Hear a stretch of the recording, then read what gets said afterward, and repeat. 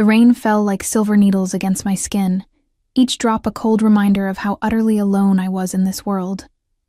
My thin waitress uniform clung to my body as I huddled under the small awning outside Bellini's restaurant, where I'd just finished another 12-hour shift.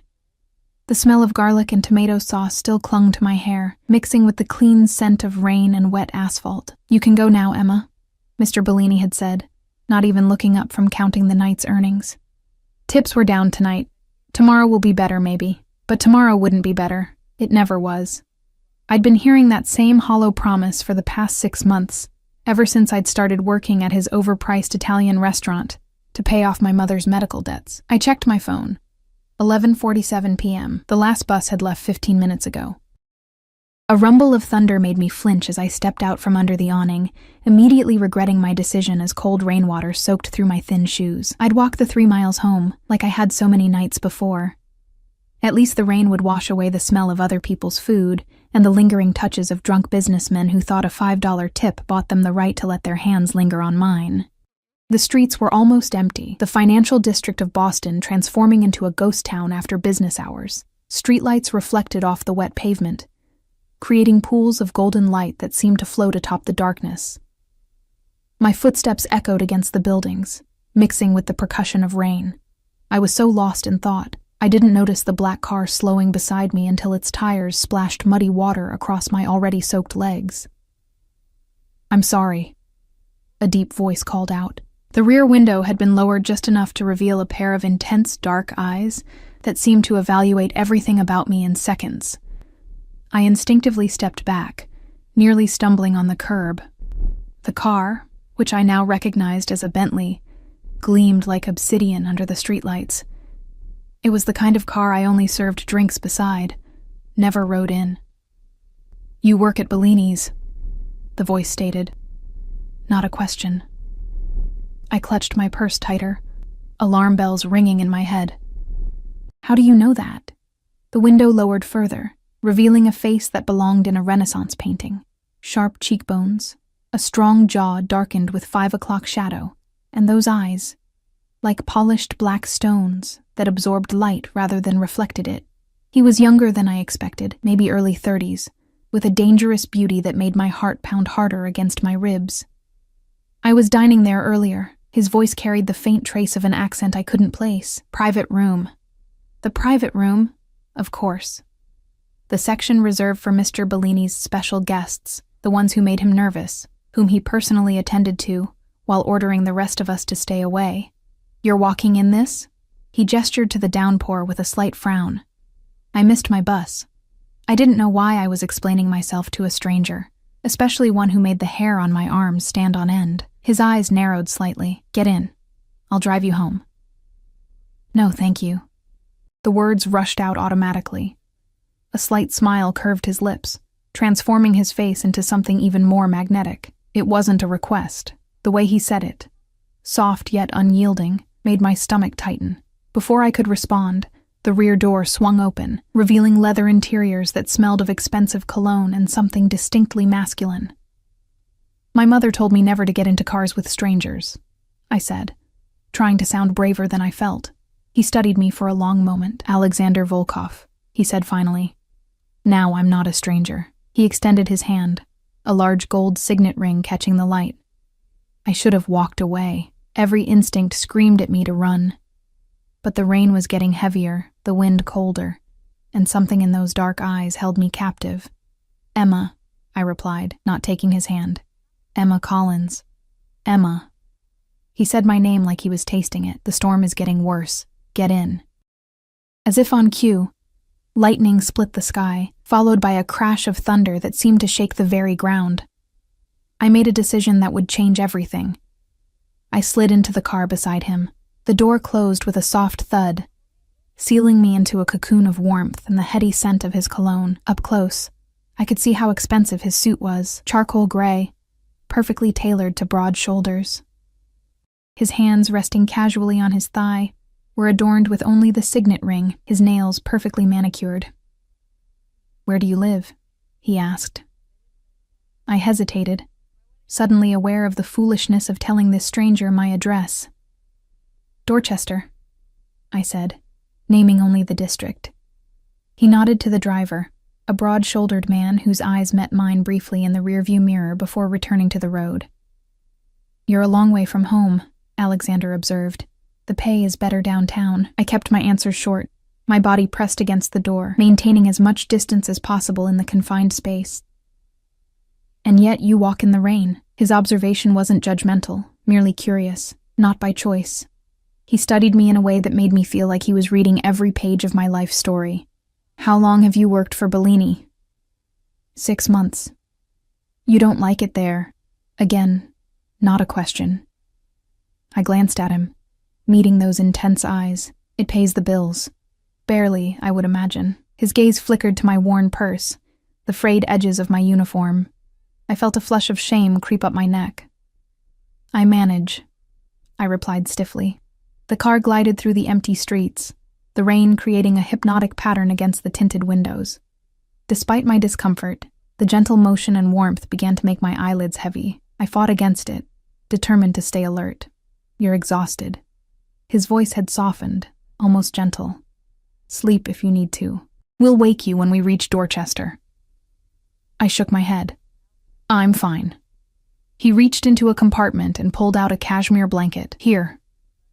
When I didn't take it, he draped it over my lap himself, his fingers brushing against my leg.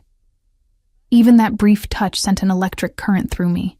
"Thank you," I murmured, unable to remember the last time someone had shown me such a simple kindness. "You're shivering." There was concern in his voice, but something else too, a possessiveness that should have alarmed me but instead made me feel strangely safe.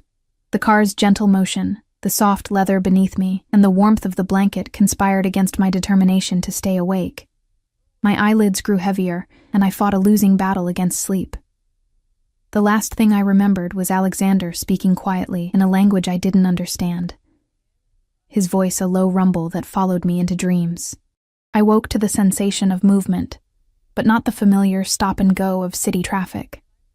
This was a constant, gentle vibration, a soft hum beneath me. For a moment, I thought I was still dreaming. The surface beneath me was too comfortable to be my lumpy mattress, the air too fresh to be my cramped apartment. Then I remembered the rain, the black car, the dark-eyed stranger who'd offered me a ride. My eyes flew open. I was no longer in a car. Instead, I found myself on a cream-colored leather couch in what appeared to be impossible. My mind struggled to process what I was seeing. Wood-paneled walls, plush carpet, crystal glasses in a lighted cabinet, small oval windows. I was on an airplane. No, not just an airplane, a private jet.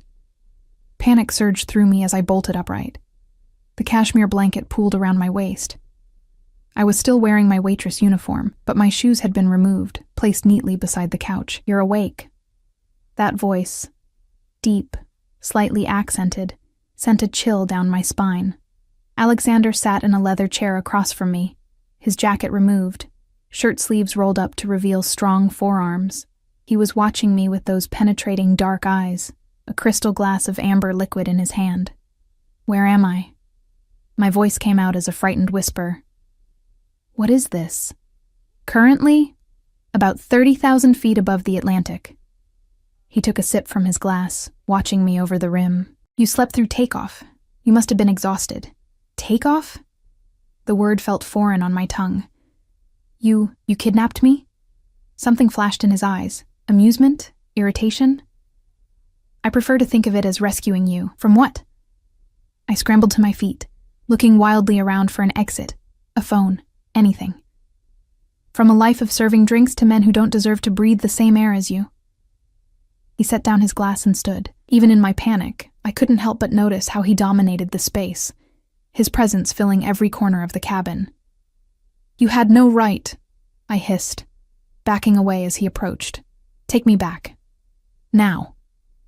He stopped, leaving a careful distance between us. "I'm afraid that's not possible. We're already halfway to Italy." "Italy?" My voice rose to a near shriek. "Why? What do you want from me?" "Sit down, Emma." His tone was gentle, but left no room for argument. "I'll explain everything." "I don't want to sit down. I want to go home." Tears of frustration and fear burned behind my eyes. "Home?" He raised an eyebrow. To your leaking apartment? To another day of being pawed at by drunken customers? To watching your mother deteriorate because you can't afford better care? I froze. How do you know about my mother? A small, satisfied smile curved his lips. I make it my business to know everything about what belongs to me. I don't belong to you, I whispered, even as a treacherous part of me responded to the possessive gleam in his eyes. Not yet. He moved closer, and this time I didn't back away. But you will, Emma Collins.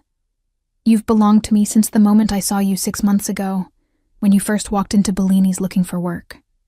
My blood turned to ice. 6 months? You've been watching me for 6 months? He reached out, his fingers brushing a strand of hair from my face with surprising gentleness. I've been waiting for you my entire life. I just didn't know it until 6 months ago. I should have been terrified, and part of me was, but another part, a part I didn't recognize, thrilled at his words, at his touch. Who are you? Really? You know who I am. His hand cupped my cheek, his thumb brushing across my lower lip. You've felt my presence every time I've dined at Bellini's. You've sensed me watching you, and I had. Those nights when the back of my neck would prickle, when I'd turn to find the private room door slightly ajar, a shadow moving behind it. Why me? My voice trembled. His dark eyes searched mine, because from the moment I saw you, I knew no one else would ever be enough. The plane hit a pocket of turbulence, throwing me off balance. Alexander's arms came around me instantly, steadying me against his chest. I could feel his heart beating, strong and steady, as mine raced like a frightened bird's. I can't just disappear, I said against his shirt. My mother is being moved to the best private care facility in Boston as we speak. His voice rumbled through his chest against my ear. All her expenses paid. She'll want for nothing. I pulled back to look at his face. Why would you do that? Because she's your mother. He said it as if it were the most obvious thing in the world, and because I take care of what's mine. I'm not yours, I repeated, but the words sounded hollow even to my own ears. His smile was that of a predator who knew his prey was already caught. You will be. By choice, Emma. I may have brought you onto my plane without your knowledge, but everything that happens from this point forward will be your decision. And if I decide to leave, to go home, then I'll have you flown back the moment we land. His thumb traced the outline of my jaw. But I don't think you will. You don't know me, I whispered. I know you work 16-hour shifts without complaint. I know you send most of your money to your mother's care facility. I know you read poetry on your breaks and dream of seeing the world. His eyes never left mine. I know you deserve more than life has given you. The truth of his words struck me like a physical blow. No one had ever seen me so clearly before. What happens in Italy? I asked, my resolve weakening. You'll stay at my villa, as my guest, not my prisoner. His hands moved to my shoulders, firm but gentle. You'll want for nothing, and you'll have time to decide if the life I'm offering is one you want to share. And what life is that? My voice was barely audible over the hum of the engines. One where you never have to worry about money again. Where you're protected, cherished. His eyes darkened. One where you belong to me, and I belong to you. The possessiveness in his voice should have frightened me. Instead, it awakened something primal inside me, something that had been sleeping my entire life. I don't even know you, I said, one last feeble protest. You will. He released me and stepped back. We have a lifetime for that. Outside the small window, the first rays of dawn stretched across the horizon, painting the clouds in shades of gold and rose. Somewhere below, an ocean separated me from everything I'd ever known. I should have been terrified. I should have demanded to be taken home the moment we landed. Instead, I found myself wondering what it would be like to be truly seen, truly wanted, for the first time in my life. And as Alexander watched me with those intense, dark eyes, I realized I was already falling into a different kind of captivity, one with invisible chains that might prove impossible to break. The Italian coastline appeared below us like a watercolor painting. Terracotta rooftops, emerald hills, and the sapphire Mediterranean stretching to the horizon. I pressed my face against the small window, momentarily forgetting my situation in the face of such beauty. "Have you ever been to Italy before?" Alexander asked, coming to stand beside me. I shook my head, unable to tear my eyes from the view. "I've never been anywhere. My passport—" I trailed off, suddenly realizing, I don't have my passport. How did we even— "It's been taken care of." His tone suggested this was a trivial matter, easily handled with money or influence or both. The plane began its descent, and my stomach lurched, partly from the changing altitude, partly from the reality of what was happening. I was in a foreign country with a man I barely knew, a man who'd essentially kidnapped me, a man who spoke of me as if I were already his possession. Yet here I was, heart racing with something that wasn't entirely fear. "Where exactly are we?" I asked, needing to break the heavy silence. "Amalfi Coast. My family has owned property here for generations." Family. The word sparked a flurry of questions. Who was this man? What kind of family did he come from? The private jet, the casual mention of a villa, the way he'd spoken of my mother's medical care as if the cost were inconsequential. All of it painted a picture of immense wealth. But there was something else, something in the watchful eyes of his driver, in the careful way he scanned our surroundings, in the power that emanated from him like a physical force. The plane touched down smoothly on what appeared to be a private airstrip. No terminal, no other aircraft, just a stretch of tarmac, ending near a cluster of sleek black vehicles. Men in dark suits stood beside them, sunglasses hiding their eyes even in the early morning light. "Your security?" I asked, nodding toward the waiting men. A slight smile curved his lips. "Among other things." The plane taxied to a stop, and Alexander rose, extending his hand to me. I hesitated before placing my fingers in his palm, letting him guide me to my feet. His hand was warm, his grip firm but gentle, as if he were handling something precious. "Whatever you need while you're here will be provided," he said, his eyes searching mine. "Clothes, books, anything. You only need to ask. What I need is to understand what I'm doing here," I replied, trying to keep my voice steady. "Why me? There must be 1,000 women more suitable for whatever this is." Something dangerous flashed in his eyes. "I didn't want suitable. I wanted you." His thumb traced circles on the inside of my wrist, just over my pulse point. "The moment I saw you, I knew." "Knew what?" "That you were mine." The simple declaration sent shivers down my spine. Even if you didn't know it yet, before I could respond, the cabin door opened, and the same broad-shouldered driver who'd been in the car appeared, nodding respectfully to Alexander. "Everything is ready, sir." "Good. We'll go directly to the villa." Alexander hadn't released my hand, and I didn't pull away as he led me toward the door. The heat hit me first, warm, fragrant air that smelled of salt and flowers. After Boston's endless rain, the Mediterranean sun felt like a caress against my skin. For a moment, I closed my eyes, tilting my face upward, absorbing the warmth.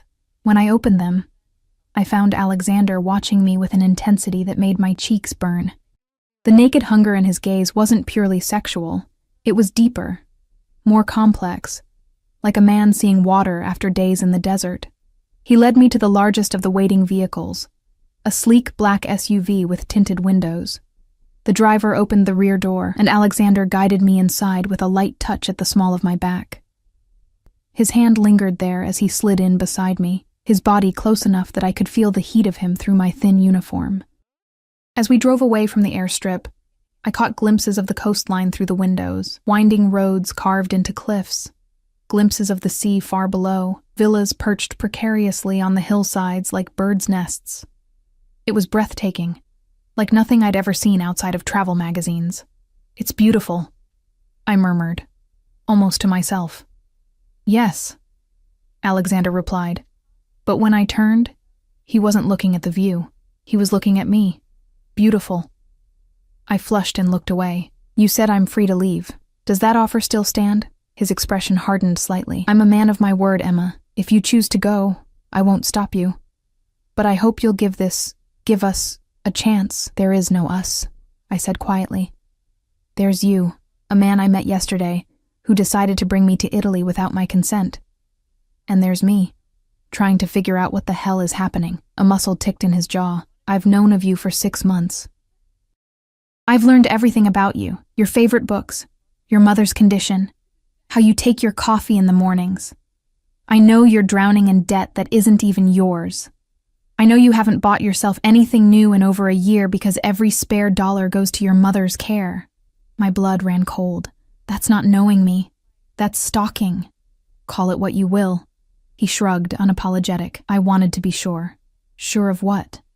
That you were worth upending my life for. His candor startled me. I don't do this, Emma. I don't bring women into my world. It's too dangerous, too complicated. But with you... He shook his head slightly, as if he too were bewildered by his actions. With you, I had no choice. The car rounded a bend, and suddenly, the villa came into view. Villa was an understatement. It was a palace, cascading down the cliffside in a series of terraces and balconies, all gleaming white stone and climbing roses. The Mediterranean stretched behind it, an endless expanse of blue. My breath caught. This is yours? Ours, he corrected, watching my reaction carefully. If you want it to be. The car pulled through wrought iron gates and up a winding driveway lined with olive trees. As we approached the main entrance, I noticed more men in dark suits positioned discreetly around the property, their attentive postures suggesting they were more than just household staff. Why do you need so much security? I asked, unease creeping back into my voice. Alexander's expression gave nothing away. My business interests require certain precautions. What exactly is your business? The car came to a stop before I could get an answer. The driver opened Alexander's door, and he stepped out before turning to offer me his hand. After a moment's hesitation, I took it, allowing him to help me from the car. Up close, the villa was even more magnificent, ancient stone mellowed by centuries of sun. Windows framed by climbing roses, a fountain playing in the central courtyard. It was like something from a fairy tale, too beautiful to be real. Welcome to Villa Volkov, Alexander said, his hand coming to rest possessively at the small of my back. The massive front doors opened before we reached them, revealing a slender woman with silver-streaked black hair, her posture ramrod straight, her expression carefully neutral. Alessandra! Alexander greeted her in a tone that suggested respect rather than familiarity. This is Emma Collins. She will be staying with us. See that she has everything she needs. The woman's dark eyes flicked over me, taking in my rumpled waitress uniform, my tangled hair, my obvious discomfort. If she found anything unusual about my sudden appearance, she gave no sign of it. Of course, Mr. Volkov. Miss Collins, welcome. Her English was perfect, with just a hint of an Italian accent. Would you like to freshen up after your journey? Before I could answer, Alexander spoke. Have a bath prepared in the blue suite, and bring a selection of clothes. She arrived with nothing. The presumption in his tone made me bristle. I can speak for myself. Something like amusement flickered in Alessandra's eyes, quickly suppressed. Alexander, however, didn't look amused at all. His hand tightened slightly against my back. Of course you can, he said, his voice deceptively soft. But right now, you're exhausted, disoriented, and still wearing clothes you've been in for over 24 hours. Let Alessandra take care of you. We'll talk after you've rested. Put that way, it was hard to argue. I was exhausted, and the thought of a bath was too tempting to resist. I nodded, and Alessandra gestured for me to follow her. As I moved away from Alexander, his hand lingered on my back until the last possible moment, as if he were reluctant to break contact. I felt his eyes on me as Alessandra led me up a sweeping marble staircase and into the depths of the villa. The blue suite is one of our finest guest rooms, she told me, as we walked along a corridor lined with artwork that belonged in a museum. It has a private terrace overlooking the sea. How long has he owned this place? I asked, trying to glean any information I could. Alessandra's expression remained impassive. The Volkov family has owned this property for 3 generations. And what exactly does he do? For business, I mean. She slowed her pace, giving me a sidelong glance. Mr. Volkov has diverse interests. Import-export primarily, real estate, some technology investments. Her tone suggested the conversation was over. "Here we are." She opened a set of double doors to reveal a room that took my breath away. Sunlight streamed through floor-to-ceiling windows, illuminating walls painted the exact blue of the sea beyond the terrace. A massive four-poster bed dominated one wall, draped in white linens that looked cloud-soft. Fresh flowers filled crystal vases, their scent mingling with the salt air coming through the open terrace doors. "The bathroom is through there," Alessandra said, indicating a door to the right. "I'll have clothes brought up immediately." "Is there anything specific you require?" I looked down at my wrinkled uniform, suddenly acutely aware of how out of place I was in these surroundings. I don't know. Something comfortable, I guess." Alessandra nodded. "Very well. The bath will be ready shortly." She left, closing the doors behind her. And for the first time since entering the black car in Boston, I was alone. I moved to the terrace doors, stepping out into the warm sunlight. The view was breathtaking. Terraced gardens leading down to a private beach, the Mediterranean stretching to the horizon. What was I doing here? In less than 24 hours, I'd gone from a struggling waitress to... what? A guest in a billionaire's Italian villa. A captive, albeit in a gilded cage.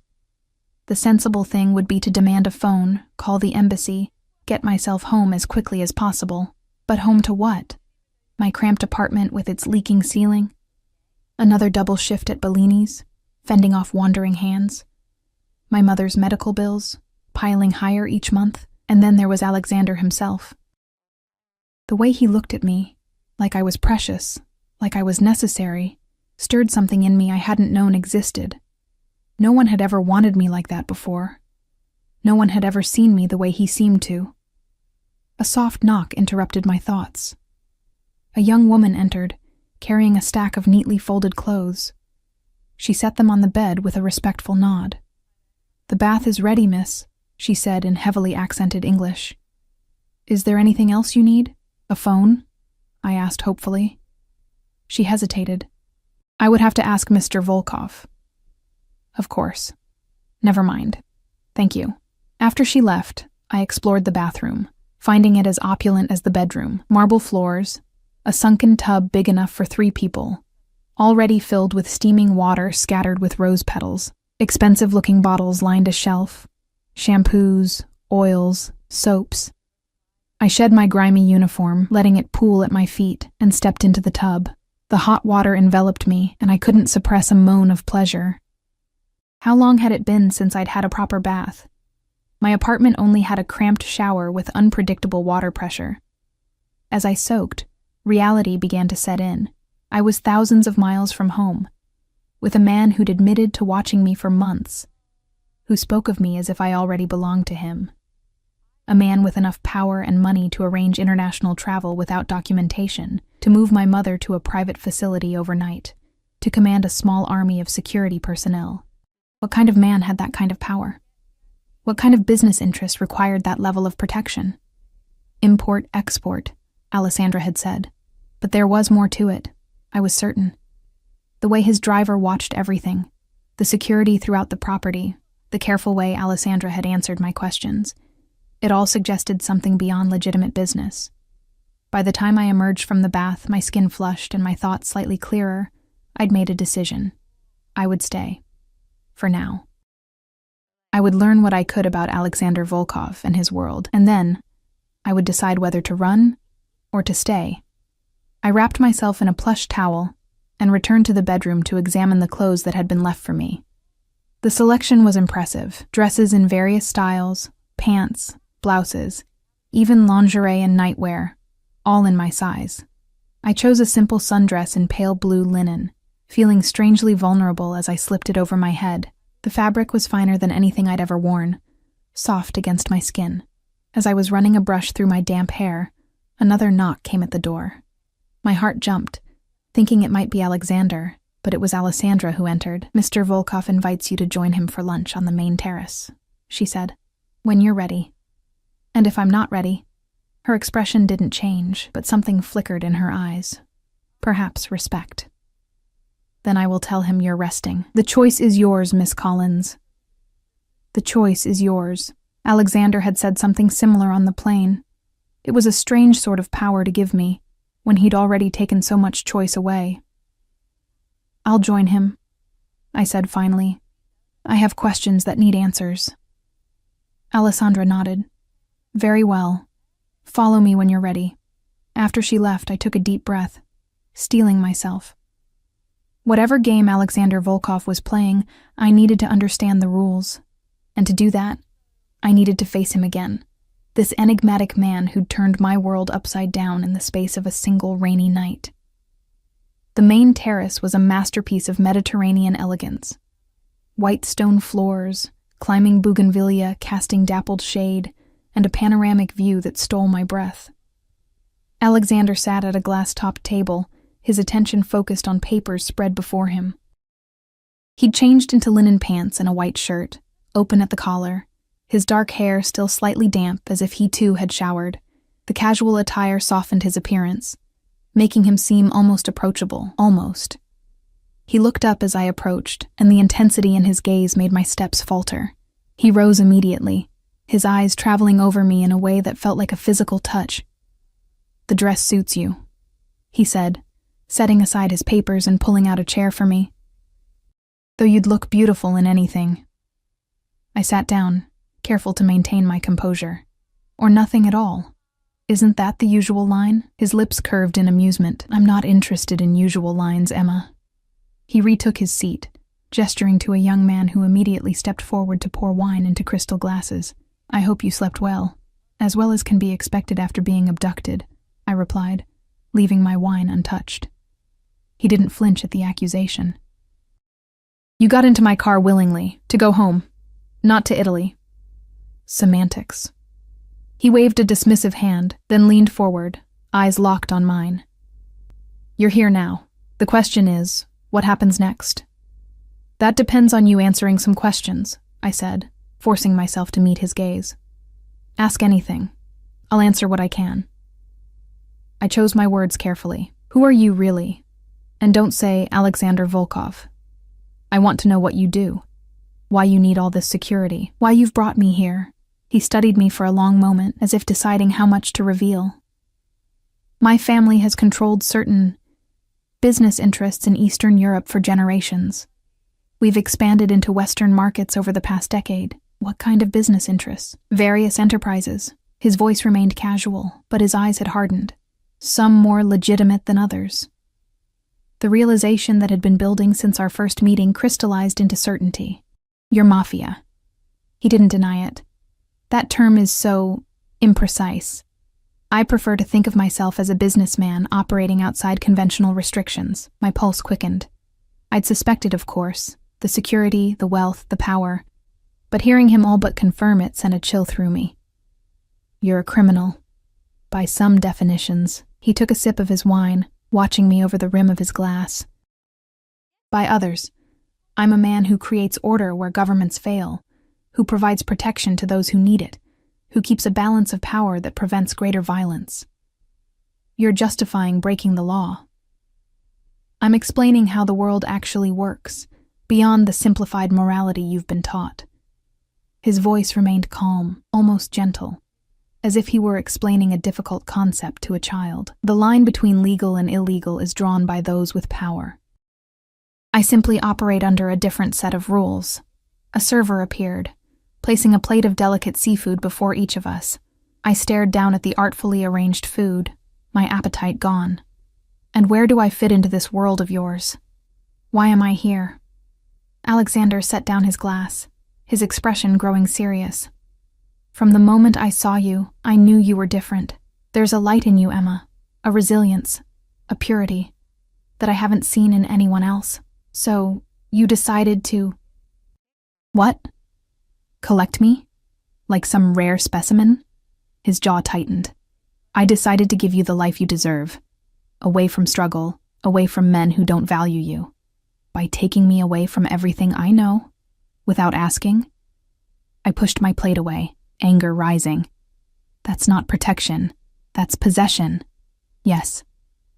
The simple admission startled me. "I want to possess you, Emma. I want you to be mine in every way a woman can belong to a man. But I want you to choose it." The raw honesty in his voice sent heat spiraling through me, contradicting the outrage I knew I should feel. And if I don't choose it? Then you're free to leave.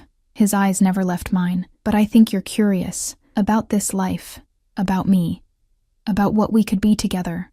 He wasn't wrong. And that terrified me more than any threat could have. You're asking me to accept a life built on crime, on hurting people. I'm asking you to accept reality. He leaned forward, his voice dropping. The world you think you live in, where good is rewarded and evil punished, where hard work guarantees success, it's a fairy tale. I'm offering you truth and protection and anything else your heart desires. The worst part was how tempting his words were. How easily I could imagine slipping into this life of luxury and protection, leaving behind the constant struggle that had defined my existence for so long. My mother, I said, changing tactics. You said she's being moved to a better facility? The best in New England. He reached into his pocket, producing a phone which he slid across the table to me. Call the number and contacts under Wellington Care. Ask for Dr. Patel. She'll confirm your mother arrived safely this morning and is settling in. My fingers trembled as I picked up the phone, finding the contact and dialing. A female voice answered, identifying herself as Dr. Patel. When I asked about my mother, she confirmed everything Alexander had said. Marion Collins had been transferred that morning, was comfortable, and was already scheduled for additional treatments unavailable at her previous facility. Would you like to speak with her? Dr. Patel asked. Tears pricked my eyes. Yes, please. My mother's voice, stronger than I'd heard it in months, came through the line. Emma? Sweetheart, where are you? They told me you'd arranged all this. I swallowed hard, looking across at Alexander, who watched me with unreadable eyes. I'm taking care of some business, Mom. How are you feeling? Better than I have in ages. The happiness in her voice was unmistakable. This place is amazing, Emma. My room has a view of a garden and the doctors. They've already done more tests in one day than the other place did in a month. Guilt and gratitude warred within me. That's wonderful, Mom. But how are you affording this? It must cost a fortune. I met Alexander's gaze. I've made some changes in my life. Don't worry about the money. Just focus on getting better. After a few more minutes of conversation, I promised to call again soon and hung up, setting the phone carefully on the table between us. Thank you, I said quietly, for what you've done for her. Alexander nodded, his expression softening. Your loyalty to her is one of the things I admire about you. Family is everything. The way he said it suggested a deeper meaning, a core principle rather than a platitude. Is that why you're in the family business? Loyalty. A shadow crossed his face. My father built an empire. My responsibility is to protect and expand it. Even if that means doing terrible things. Even then. His honesty was disarming, but I have lines I don't cross. Rules I live by. What kind of rules? I don't harm children. I don't traffic in humans. I don't betray those loyal to me. He held my gaze, and I protect what's mine with my life. There it was again, that possessiveness that should have repelled me, but instead sent a forbidden thrill through my veins. I'm not yours. Not yet. His confidence was absolute, but you will be. The meal continued in tense silence, broken only by the gentle clinking of silverware against fine china. Despite my agitation, hunger eventually won out, and I found myself eating the exquisitely prepared seafood, aware of Alexander's approving gaze. You mentioned staying at the villa, I said finally. For how long? That's up to you. I'll be here for at least 2 weeks before business calls me back to Boston. He refilled my water glass without asking. You're welcome to stay longer, with or without me. And after that? After that, if you choose to stay with me, we return to Boston together, to my home. His eyes darkened. To our life. You make it sound so simple. It is simple. Stay or go. Choose me or don't. The intensity of his gaze pinned me to my seat. But know this, Emma. If you choose me, it's forever. I don't share what's mine. I don't allow second thoughts. Once you're mine until death. A chill ran through me at the finality in his tone. That sounds more like a threat than a proposal. It's a promise. He reached across the table, his fingers brushing against mine. I will give you everything. Luxury, protection, pleasure beyond anything you've imagined. But in return, I demand absolute loyalty. The touch of his skin against mine sent electricity racing up my arm. And what about love? Or doesn't that factor into your equation? Something vulnerable flickered in his eyes. So quickly I might have imagined it. Love is a luxury many in my position can't afford. Then what am I to you? A possession? A trophy? You're a necessity. The raw honesty in his voice caught me off guard. From the first moment I saw you, I knew I would never be complete without you. Before I could respond, a man in a dark suit approached, leaning down to whisper something in Alexander's ear. His expression hardened instantly, the vulnerable moment vanishing as if it had never existed. "Excuse me," he said, rising from the table. "Business requires my attention. Alessandra will show you around the grounds. We'll continue our conversation at dinner." He was gone before I could object, striding away with the confident gait of a man accustomed to command. The transformation had been instantaneous, from the almost tender man who'd touched my hand to the cold, controlled leader of a criminal empire. Alessandra appeared as if summoned by magic, her expression as unreadable as ever. "Would you care to see the gardens, Miss Collins? Or perhaps the beach?" I stood, still unsettled by Alexander's abrupt departure and the conversation that had preceded it. "The beach, I think. I need some air." She led me down a series of stone staircases that wound through terraced gardens, each more beautiful than the last.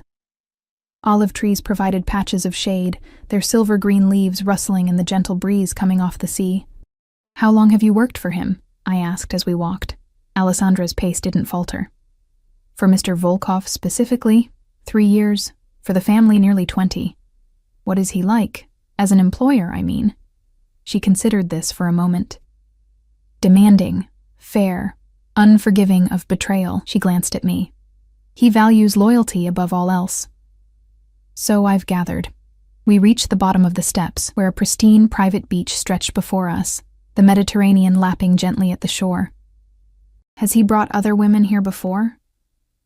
Alessandra's expression revealed nothing. "No, Miss Collins, you are the first.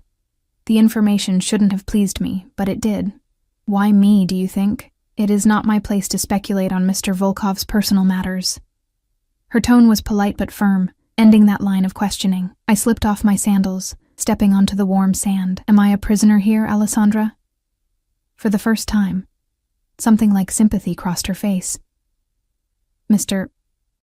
Volkov has given orders that you are to have whatever you wish. Go wherever you like within the property. Beyond that," she hesitated, "I cannot say. In other words, I was free within the confines of a gilded cage. I walked to the water's edge, letting the cool waves wash over my feet. The beach was entirely private, shielded from neighboring properties by rocky outcroppings. I could see security personnel positioned discreetly at various points, watching everything. "I'll leave you to enjoy the beach," Alessandra said. "When you wish to return to the villa, simply inform one of the staff, and they will escort you." Left alone on the pristine beach, I sat on the warm sand and tried to make sense of the bizarre turn my life had taken.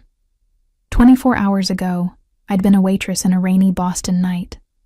Now I sat on a private Mediterranean beach, the property of a man who'd casually admitted to being a mafia boss who spoke of me as if I were already his. The strangest part wasn't the luxury surrounding me or even the implicit danger of Alexander's world. It was how tempted I felt to accept what he offered, not just the material comforts, but the intensity of his focus, the way he seemed to see me completely. For someone who'd spent her entire life feeling invisible, that recognition was intoxicating. I stood, brushing sand from my dress, and walked along the shoreline. The water lapped at my feet, cool and refreshing under the warm sun. I could feel eyes watching me, the security personnel stationed around the property. But they kept their distance, giving me the illusion of privacy. After an hour of solitude, I made my way back to the stone steps leading up to the villa. A young man in a dark suit materialized as I approached. "Would you like to return to your room, Miss Collins?" he asked in accented English. Actually, I'd like to explore the villa, if that's allowed. He nodded. Of course, I can show you around, or you may explore on your own. Mr. Volkov has given instructions that you have full access to the property, except for his private office when he is conducting business. I'll explore on my own, thank you. He inclined his head respectfully. If you need anything, there are staff throughout the villa. You only need to ask. The villa was even more extensive than I'd initially realized, a sprawling complex of interconnected buildings climbing up the hillside.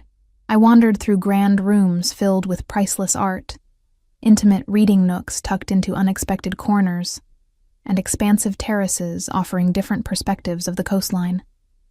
In one wing, I discovered what appeared to be family spaces, photo frames on tables, books left open as if recently read, a half-finished chess game on an antique board. I picked up one of the photos, studying the image of a younger Alexander standing beside an older man with the same penetrating dark eyes. His father, I assumed, the man who had built an empire that Alexander now controlled. That was taken in St. Petersburg 5 years ago. I nearly dropped the frame at the sound of Alexander's voice. He stood in the doorway, his expression unreadable as he watched me replace the photo carefully on the table. I'm sorry, I was just exploring. Don't apologize. He moved into the room, his presence immediately filling the space. He'd changed again, now wearing a tailored suit that emphasized his broad shoulders. You're free to go anywhere in the villa. Except your office during business, I said, recalling the security guard's words. A slight smile curved his lips. For your protection, not mine. Some of my associates can be unpredictable. Dangerous, you mean?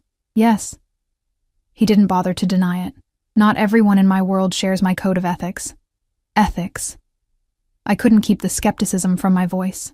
Is that what you call it? Instead of taking offense, he moved closer, stopping just within arm's reach. Mock if you wish, but even in my world, especially in my world, rules are necessary, lines that cannot be crossed, and what happens to those who cross them? His eyes hardened. They are dealt with. The way he said it sent a chill down my spine. This man, who looked at me with such tenderness, was capable of violence I could barely imagine. Your business earlier, I said, changing the subject. Is everything all right? Nothing for you to worry about. He reached out, tucking a strand of hair behind my ear, his fingers lingering against my cheek. Just a minor territorial dispute. Territorial dispute, I repeated. Like gang wars? His expression darkened. We're not street gangs, Emma. We're organizations with histories spanning generations, controlling billions in assets. When conflicts arise, they're handled with precision and violence. When necessary. He didn't apologize or justify, simply stated it as fact. I stepped away from his touch, needing distance to think clearly. I can't pretend to understand your world, Alexander. It's so far removed from anything I've known. Then let me show you. His voice softened, becoming almost persuasive. Not the darkness. You don't need to see that part, but the rest. The privilege, the freedom, the power to change lives. Like my mother's. Yes. Like your mother's. He closed the distance between us again. Do you have any idea how much good you could do with the resources I'm offering you? How many lives you could improve? It was a seductive thought, having the means to help others the way I'd always wished I could. At what cost? To you? Nothing but your loyalty to me. His eyes burned into mine. I would never ask you to compromise your principles, Emma. Your goodness is part of what draws me to you. And if your world threatens that goodness, if being with you means accepting things I can't morally justify, then you walk away. He said it simply, though something flashed in his eyes. Pain, perhaps, or fear. But before you decide, give me these 2 weeks. Let me show you what life with me could be. It was reasonable. Too reasonable. Coming from a man who'd essentially kidnapped me. But standing there, looking into his eyes, I found myself nodding. 2 weeks. Relief washed over his features, quickly masked by his usual controlled expression. Good. Now, would you join me for dinner? There's a restaurant in Positano I think you'd enjoy. I don't have anything suitable to wear to a nice restaurant, I said, Gesturing to my simple sundress, his smile returned, warm and genuine. That's easily remedied. I took the liberty of having some additional items brought to your room while you were at the beach, including evening wear. Of course he had. You seem very confident I'd agree to stay. Not confident. Hopeful. The sincerity in his voice caught me off guard. Be ready at 7? I'll meet you in the main hall. The dresses laid out on my bed when I returned to my room were breathtaking. Designer pieces in silks and chiffons, each one probably costing more than I'd earned in 6 months at Bellini's. After a quick shower, I selected a midnight blue slip dress that fell just above my knees, elegant in its simplicity. Among the accessories, I found a delicate silver bracelet that complemented it perfectly. Looking at my reflection in the full-length mirror, I barely recognized myself. My hair, usually pulled back in a functional ponytail for work, fell in soft waves around my shoulders. The dress clung to curves I usually hid under baggy clothes. Even my eyes seemed different, wider, brighter, as if seeing the world anew. At precisely 7, I descended the marble staircase to find Alexander waiting in the entry hall. He wore a black suit that fit him impeccably, his dark hair combed back from his forehead. When he saw me, he went still, his eyes traveling slowly from my face down the length of my body and back again. You are breathtaking, he said, his voice lower than usual. Heat crept into my cheeks. Thank you. For the dress and everything. He offered his arm. Shall we? Outside, a sleek sports car waited, its engine purring softly. Alexander opened the passenger door for me, his hand resting briefly on my lower back as I slid inside. The interior smelled of expensive leather and his cologne, a heady combination that made my pulse quicken. No driver tonight? I asked as he settled behind the wheel. I prefer to drive myself when I can. He glanced at me as the car moved smoothly down the driveway. It's one of the few times I feel truly in control. I would have thought you always feel in control. His laugh was unexpected, rich and genuine. Appearances can be deceiving. In my position, I'm constantly balancing competing interests, managing volatile personalities. It's a delicate web. And what happens when the web breaks? His hands tightened on the steering wheel. People die. The blunt response silenced me as we wound along the coastal road, the Mediterranean glittering in the early evening light.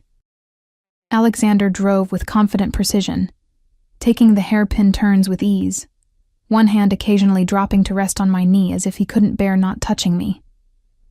Positano revealed itself around a bend, a pastel-colored cascade of buildings tumbling down the hillside toward the sea, like something from a fairy tale. Alexander navigated the narrow streets with practiced ease, eventually pulling up before a restaurant perched on a cliff edge. They have the best seafood on the coast, he said as we entered, his hand once again finding the small of my back, and a wine cellar that would make you weep. The maitre d' greeted Alexander with nervous deference, immediately leading us to what was clearly the best table, a secluded spot on the terrace with an unobstructed view of the sunset over the Mediterranean. No reservation had been mentioned. I suspected Alexander never needed one. You come here often? I asked as we were seated. Whenever I'm in Italy. He ordered wine in fluent Italian, his accent perfect to my untrained ear. This coast has always been special to me, away from the pressures of Boston and Moscow. Moscow, where I was born, where the heart of my family's operations remains, though we've expanded significantly into American markets over the past decade. He regarded me over the rim of his wineglass. Does that surprise you? Everything about you surprises me, I admitted. Yesterday I thought you were just another wealthy customer at Bellini's. Today you're a monster? He supplied when I trailed off. I shook my head. I don't think you're a monster. I think you're a man who's made choices I don't understand, living by rules I wasn't taught. Something like approval flickered in his eyes. Most people see the world in black and white, good and evil, legal and criminal. But reality exists in shades of gray. The politician who takes bribes to fund his campaign, the corporation that poisons a river to save costs, the police officer who looks the other way for the right price, are they so different from me? At least I'm honest about what I am. And what are you exactly? A man who creates order from chaos, who protects those loyal to him, who keeps his word, always. His eyes held mine. A man who has never wanted anything or anyone the way I want you. Heat bloomed in my chest, spreading outward until my whole body felt flushed. The intensity of his gaze, the raw honesty in his voice made it hard to breathe. Why? The question escaped in a whisper. Why me? Alexander was silent for a long moment, as if carefully choosing his words.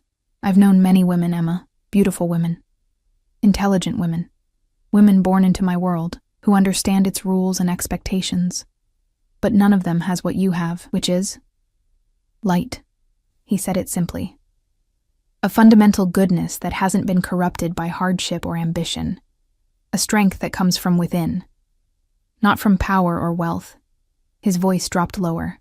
From the moment I saw you, I knew you were what I've been searching for without knowing it. The missing piece. The server arrived with our appetizers, breaking the moment. Throughout the meal, Alexander was attentive, ensuring my glass was never empty, asking about my preferences, sharing stories of the region's history and his previous visits. He was charming, knowledgeable, and at times even playful. A side of him I hadn't glimpsed before. It was easy, too easy to forget who he was, what he was. As we shared a dessert, a delicate lemon tart with fresh berries, I found myself laughing at a story he told about his first visit to Italy as a teenager. His smile in response was warm, genuine, reaching all the way to his eyes. You should laugh more often, he said, reaching across the table to brush his fingers against mine. It transforms you. Our fingers intertwined on the tablecloth, and I didn't pull away. The wine, the setting, the man across from me, it all combined to create a dreamlike quality, as if we were characters in a story rather than real people with complicated lives. What happens next? I asked, my voice soft in the candlelight. If I stay, if I choose you. His eyes darkened. You become mine, in every way. As what? Your mistress? Your prisoner? As my wife. The word hung between us like a physical presence. Wife, not girlfriend, not mistress, wife. The most permanent, binding claim a man could make on a woman. You can't be serious, I whispered, my fingers suddenly stiff within his. I've never been more serious about anything in my life. Alexander's expression was solemn, his dark eyes unwavering. When I said forever, Emma, I meant it. I don't do temporary, not with you. We barely know each other. My voice sounded thin, distant to my own ears. You can't possibly want to marry someone you just met. I've known you for 6 months, he countered. I've watched you, learned about you, seen who you truly are. The only difference is that now you're aware of me too. That's not how relationships work. Normal people date. They learn about each other. They fall in love. We are not normal people. His grip on my hand tightened, not painfully, but with unmistakable possession. I am the head of a family empire. You are the woman I have chosen. Traditional courtship isn't an option for us. Because you kidnapped me, I couldn't keep the edge from my voice. A muscle ticked in his jaw. Because my world doesn't allow for the luxury of time. Every day I'm not with you is a day you could be taken from me, by a rival family, by law enforcement, by any of a dozen forces that would destroy what I'm building. And what exactly are you building? I asked, trying to understand this man who spoke of marriage to a woman he'd technically just met. His gaze grew distant for a moment. A legacy. Something that will outlast me, something worthy. His eyes refocused on mine. My father built his empire on blood and fear. I'm transforming it, diversifying into legitimate businesses, establishing political connections, creating stability. I need a partner in that, someone who sees the world as it should be, not just as it is. And that's me? A waitress from Boston with no connections, no wealth, nothing to offer your empire? You have everything to offer. The sincerity in his voice was disarming. Compassion, moral clarity, strength that comes from goodness, not fear. He brought my hand to his lips, pressing a kiss against my knuckles. Do you know how rare that is in my world?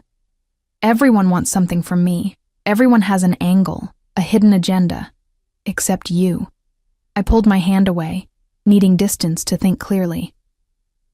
This is insane. You can't just decide someone will be your wife without their input. I'm not deciding for you. I'm asking. For the first time, uncertainty flickered across his features. Stay with me for these 2 weeks. Let me show you what life with me would be. Then make your choice. And if I choose to leave, then you leave, with enough money to secure your mother's care for the rest of her life, and to start fresh wherever you wish. His expression hardened slightly. But understand this, Emma. If you leave completely. I won't pursue you. I won't watch over you. It will be a clean break, because your pride couldn't handle rejection.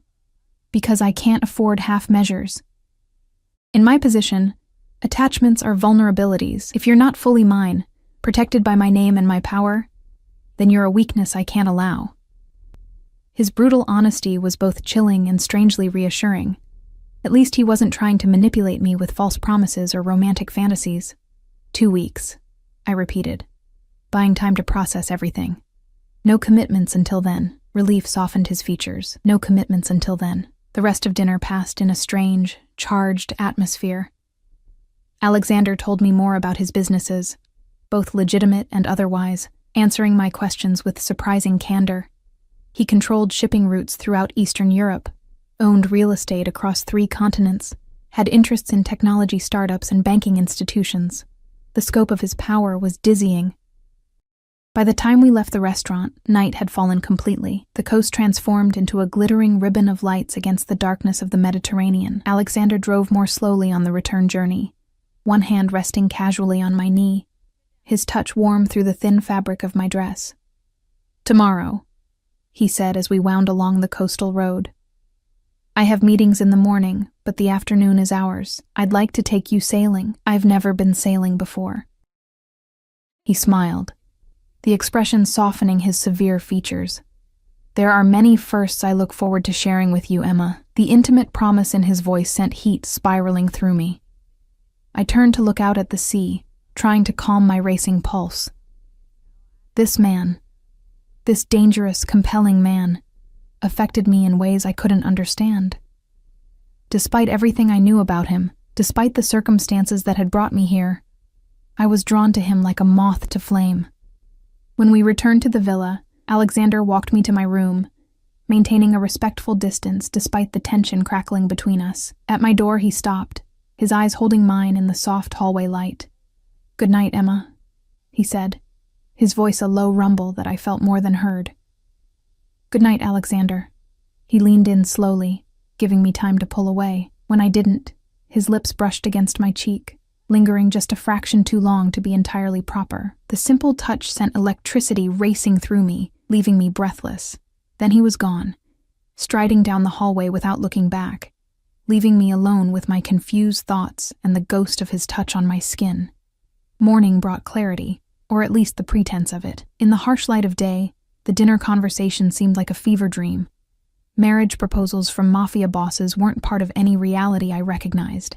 Yet the memory of Alexander's intensity, his unwavering certainty, lingered like a physical presence. I spent the morning exploring the gardens, trying to make sense of my situation.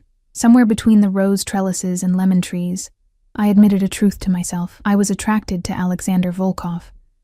Not just to his wealth or power, but to him, the man who looked at me as if I were the answer to a question he'd been asking his entire life. The realization was both terrifying and liberating. I didn't have to understand it to acknowledge it. And acknowledging it gave me back some measure of control. This wasn't just happening to me. I was a participant in it, with choices to make. By the time Alexander found me, I'd reached something resembling peace with my conflicted feelings. "You look beautiful today," he said, approaching along a stone path. He'd traded his usual suit for casual linen pants and a white shirt, sleeves rolled up to reveal tanned forearms. The more relaxed attire made him appear younger, less forbidding. "Thank you." I'd chosen a simple white sundress from the wardrobe that had mysteriously expanded overnight, with more clothes in my exact size. "Are we still going sailing? If you'd like to."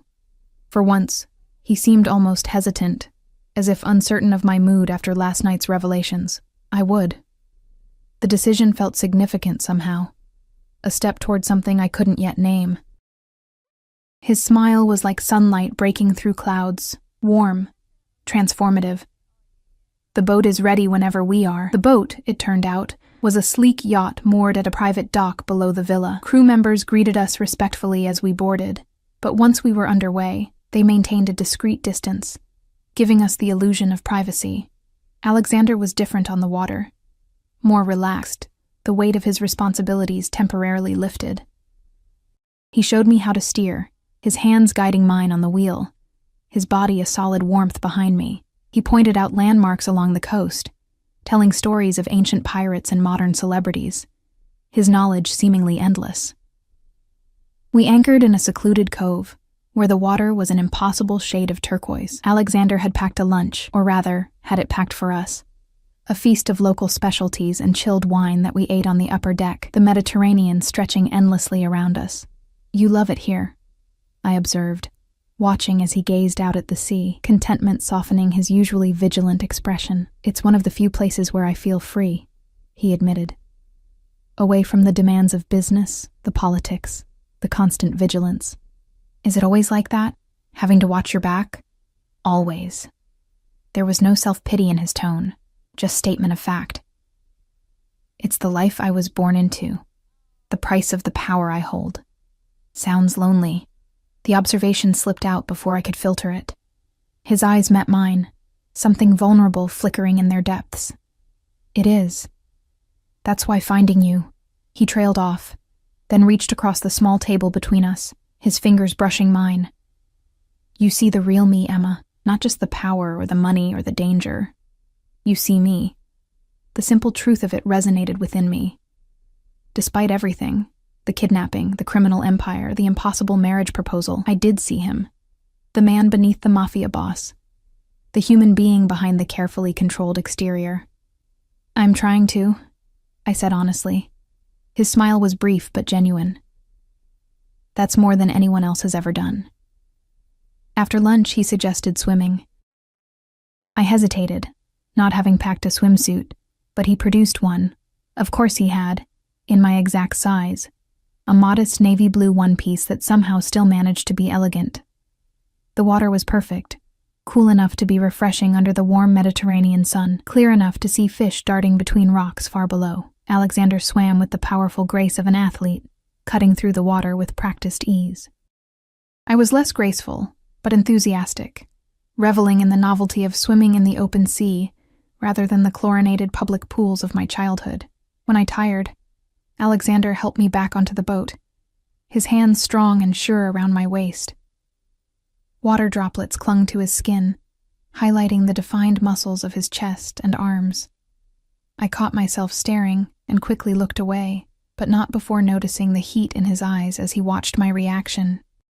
We dried off in the sun, wrapped in plush towels, sipping cold drinks brought by the discreetly attentive crew. The day had a dreamlike quality, the perfect weather, the impossibly blue sea, the handsome, dangerous man watching me with eyes that seemed to see into my soul. "What are you thinking?" he asked, breaking a comfortable silence. I considered lying, then decided on honesty, that this doesn't feel real, any of it. Being here, with you. It's like I've stepped into someone else's life. Or perhaps you've finally stepped into the life you were always meant to have. His voice was soft, but intense. The life you deserve. A life with you. I said it not as a question, but as a statement, testing how the words felt on my tongue. Yes. His eyes never left mine. A life with me, as my partner, my wife, the mother of my children. The last words sent an unexpected pang through me, not fear or rejection, but a strange yearning I hadn't known I possessed. Children? Something vulnerable crossed his face. Family is everything to me, Emma, not just the organization I lead, but true family. Blood, loyalty, continuation. I want children. A son to carry on my name, daughters to bring light into our home. Our home, I echoed, the concept simultaneously foreign and compelling. Yes. He moved closer, reaching out to trace the line of my jaw with gentle fingers. I would build you a palace if you wanted it, or a simple cottage by the sea. Anything you desire. I don't want palaces or cottages. I met his gaze steadily, If, and it's still a very big if, I were to consider this crazy proposal, I'd want honesty. Complete honesty. About your business, your past, everything. His expression grew serious. There are things in my past, in my business, that would disturb you. Things I'm not proud of. Things I've done out of necessity rather than choice. I need to know who I'd be binding myself to. The real you. Not just the charming man on a yacht. He was quiet for a long moment. You're right, he said finally. You deserve the truth. All of it. If you're to be my wife, there can be no secrets between us. He took my hand, his grip firm but gentle. Tonight, after dinner, I'll tell you everything. And then you can decide if you still want to consider my proposal. The sun was beginning to set as we returned to shore, painting the sky in spectacular shades of orange and pink. Alexander stood behind me at the railing, his arms wrapped around my waist, his chin resting lightly on my head. We fit together perfectly, as if my body had been designed to complement his. Beautiful, I murmured, watching the sunset transform the coast into a golden wonderland. Yes, he agreed. But when I glanced up, he wasn't looking at the sunset. He was looking at me.